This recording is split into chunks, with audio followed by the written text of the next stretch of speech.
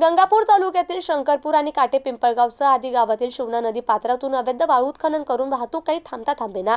खनिकर्म अधिकारी आणि महसूल प्रशासनाच्या नाकावर टिचून दिवसाढवळ्या अवैध वाळू वाहतूक सुरूच असून 4 दिवसांपूर्वी वाळू माफियांचे 2 गट आमने सामने येत लाठाकाठ्यांनी तुफान हाणामारी झाल्याची घटना देखील घडली आहे. मात्र अवैध वाळू उत्खनन करणाऱ्यांविरोधात कारवाई होत नसल्याने शासनाचा लाखो रुपयांचा महसूल चुना लागत असल्याचं पाहायला मिळतंय.